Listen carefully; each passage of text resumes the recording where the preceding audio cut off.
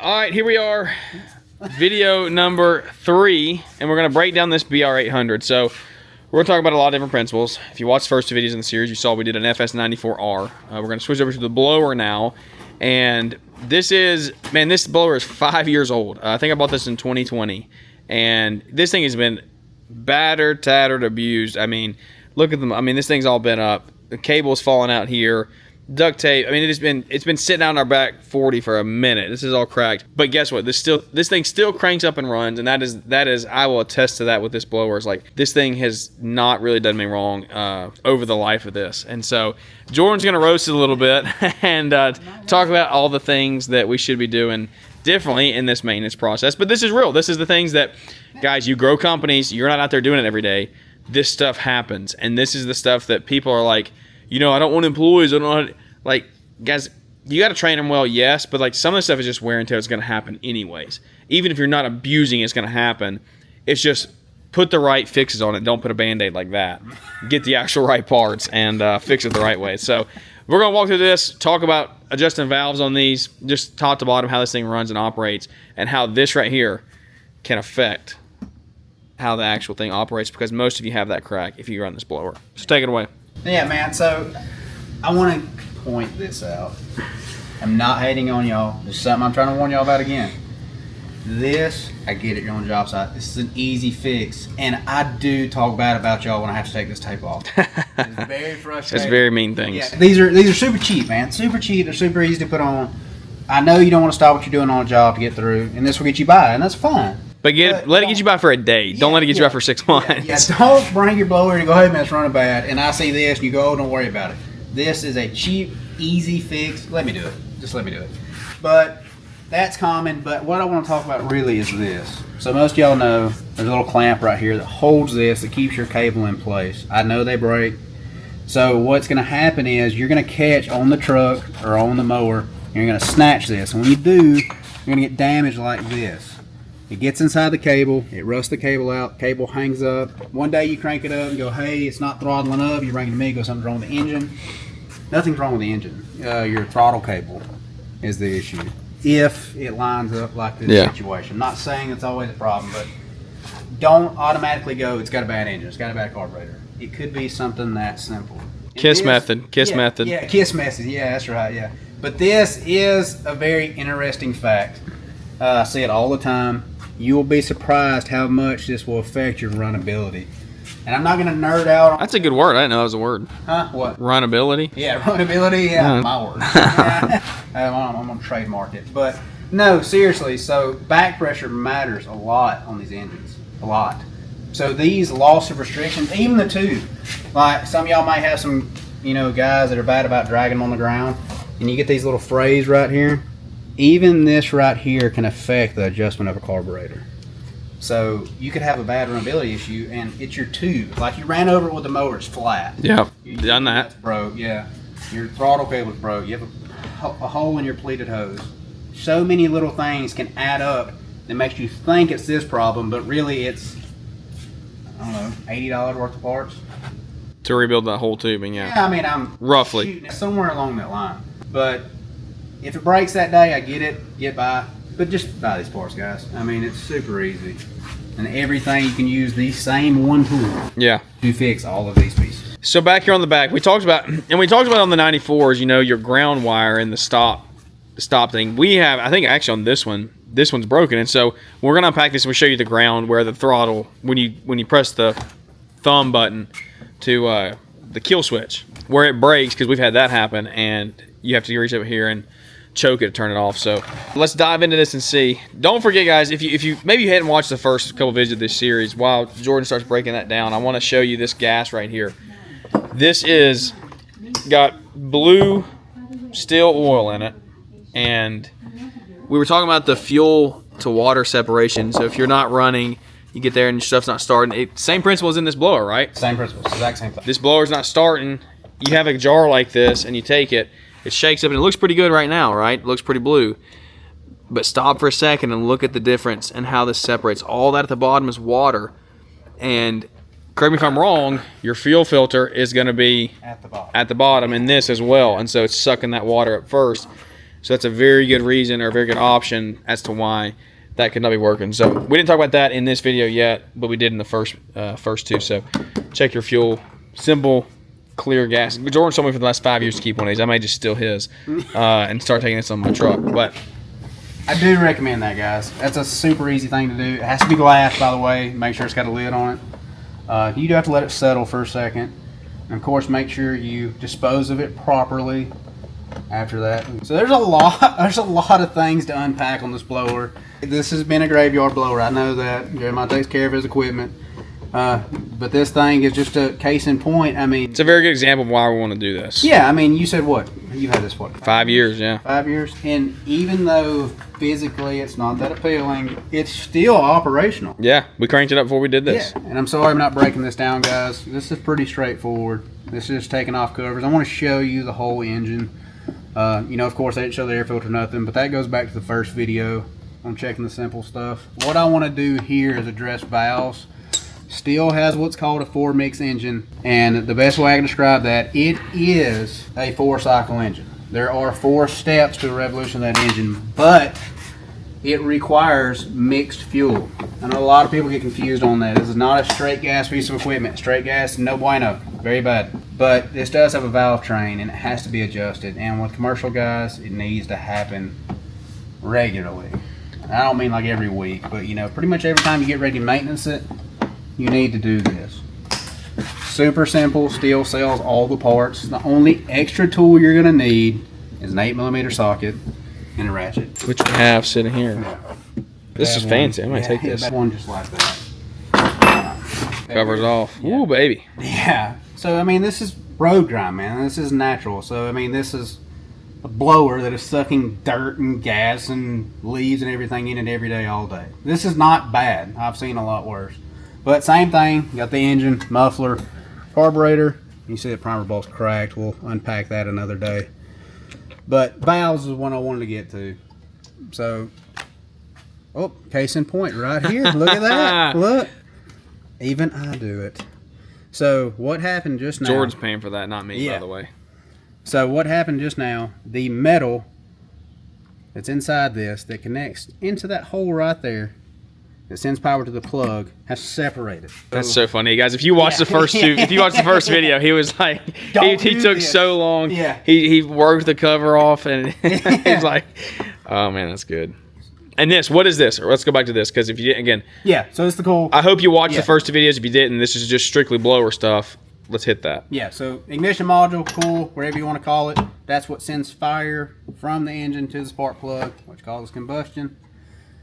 There's a couple of reasons I'm taking this plug off, and I'm going to show that. If we think we're missing spark, we're going to check the plug first. Yeah, right. Yeah, what we're about to do right now, we're not diagnosing. This is actually maintenance, guys. Something I want you to do all the time. So if you look, the reason I took the plug out, I can turn this flywheel now by hand. So this is turning the piston up and down. I can freely move it. If you leave the plug in, it's going to fight you. You're actually trying to fight the compression stroke. We don't want to do that. But you do want to make sure this area is pretty clean. You don't want to get dirt down in the cylinder. But this is your valve cover. I'm going to remove this, see the valves. Always buy a replacement gasket when you do this. Even though it doesn't look bad, it has to seal properly. I want you to replace this every time. The gasket is not expensive. It's super easy to replace. So here is your valve train. So I'm not going to nerd out on this too much. But you got 2 valves, you got intake and exhaust. And as you watch, I'm going to turn the flywheel. You're going to see these move. So as your intake, you know it's intake because it's coming from the carburetor side. So this is down now, so that's allowing fuel and air to go into the cylinder. It's going to come up and close. Then you're going to have detonation. Then you're going to see this open, which is your exhaust valve, which is allowing that unburnt fuel and air and emissions to come out of the muffler.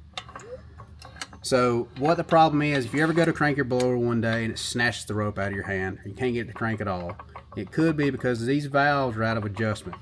You can fix these yourself, or maintenance them, I guess is a better word to use, yourself. You need a specialty tool that you can buy from STIHL directly. It is called a feeler gauge. This is a preset size. This is specifically made for STIHL products.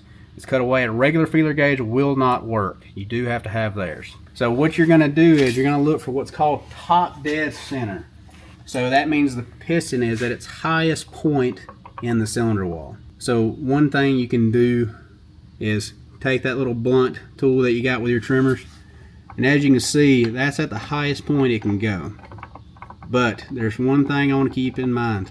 See, now I know I'm at the top, but you see how I have the movement between these valves here? That is the wrong top dead center. I want no pressure on these. So you're going to go down and come back up, and you're going to do it again. So I'm now at the highest point, but now when I rock it, I'm not getting any movement out of these. That's what you want. That's when you're going to set your gauge. If you do it the other way, it will be wrong. One way to look is there's an arrow on your flywheel. I want you to turn it up to the very top point. That lets you know you're at top dead center. But don't always go to the first revolution, because it may be the situation where you're here again, but you're at the wrong position. I want you to go around to no movement. So visually inspect it. You want these to be at the same height. If one's sitting lower than the other, you have internal issues. You want to look at these studs. You don't want one way further down the other, because back here is your push rods. We can get into that another day. But you're going to get that gauge and you're going to slide it in to that area. See how it's not fighting me? It's super loose. You're going to tighten that up. You're going to get an 8mm. And when I say a little goes a long way, I mean a little will go a long way. So I just want you to barely bump it. You're going to push it back in. Barely bump it again. Still got a long way to go. This could have been your issue here. So I'm starting to feel a little bit resistance. So what is commonly called here is a go, no-go situation. You want to be able to push it with a little bit of effort. You want some resistance. So if you have a no-go situation, you have to cram it in there. You need to back it off. It's too tight. You just want to feel a little bit of drag. You're going to do the same one. You're going to do the same thing. This is not something that you're doing wrong. This is not something you can prevent. So see, I got a no-go situation here. I turned it too tight. I'm going to back it off. A little goes a long way. Somebody told me that one time. A little goes a long way. But guys, this is part of it. This is maintenance. This is not anything you can prevent. This is not anything you can make last longer or last less. This is just part of it when you get into the STIHL engine. So you want that little bit of drag right there. Now before you put the cover back on, I want you to grab this. I want you to go around a few times, because these will kind of reset themselves and that adjustment may change. This will also tell you if you got some bad issues going on in the back. But you won't see, like now, I'm a little tight here.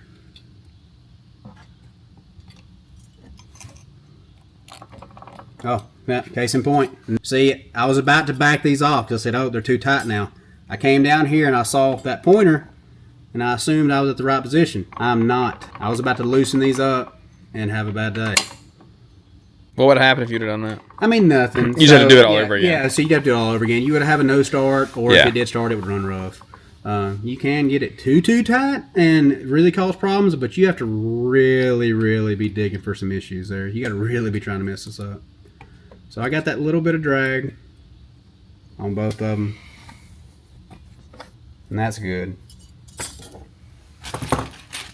So you would replace this with a new gasket every time and put the valve cover on, but that's regular maintenance there. All right, well there we go. We're going to put a new gasket on there before we put it back on. We're going to follow our words of advice there, but that's very cool. I guess let's talk. What could be a symptom of this needing to be done? The most common thing is snatching the rope out of your hand. You got to crank it, just pow, and snatch it right out of your hand. And pisses you off. Pisses you off. Yeah. That's a common sign. Don't throw the blower in the air, please. Yeah, don't throw the blower in the air.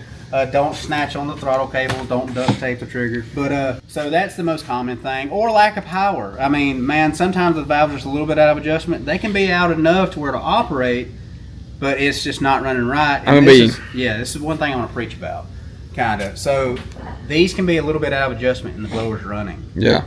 But Uncle Joe Bob told you need to adjust carburetor. You're gonna adjust this carburetor, and then you're gonna talk to your local steel representative. They're going to tell you we need to adjust the valves. Well, now you're going to adjust the valves, and now this is going to be the problem because you accommodated this problem with this. Yeah. So you're going to have a back and forth battle. Do the KISS factor. Start with maintenance, maintenance, maintenance, maintenance, maintenance.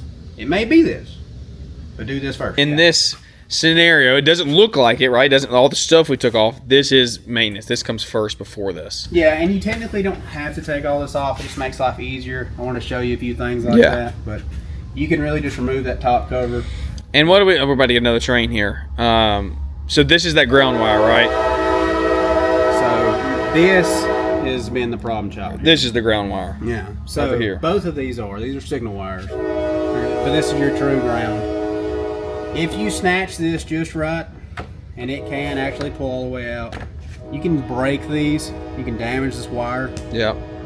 They're common about breaking right here. I've done that. Yeah. So yeah, in a pinch, so just choke it. It'll kill the engine. Bring it to me. Let me fix it for you. Yeah. I mean, you can replace this yourself. Do not recommend repairing the wire. The reason I say that, STIHL has very educated engineers. They make this wire exactly the length it needs to be.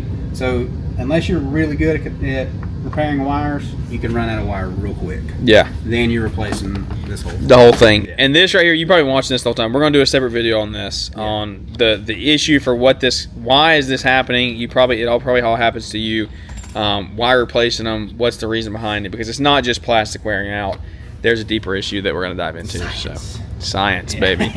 But yeah, this is it. So that's the breakdown of a BR800. We're going to break this down more in another video with this primer bulb here. We'll talk removal and replacement of carburetor if we need to down the road. But this is the main body of it. So fuel filter is down in here, correct? Yeah. Right? If you needed to do anything, you would just come in and it's down in there. It's a pretty, ooh, she's kind of nasty down in there, but you can see it down in there somewhere. So pop it out and move on with your life. So I've replaced almost every part on this blower over the life of the 5 years. What would you call this? Like fan housing, a lot of it. So time to replace the tubes and a new spark plug cover. So, and this is, you know, this is part of it. It's not that you don't take care of it. It's just wear and tear, guys. It's just wear and tear. I mean, you got to think the abuse you put these things through every day. Yeah. Just working. You know, this is kind of just part of it, man. That's the name of the game. This is a mechanical machine, and things are going to wear out. They're going to break.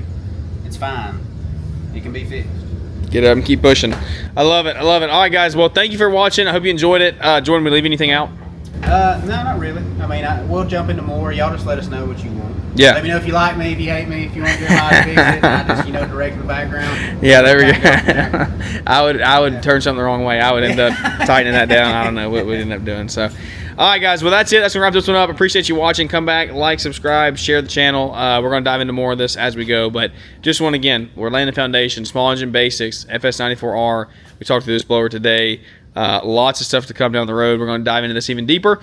I'm excited to see what we get into. So thank you for tuning in, guys.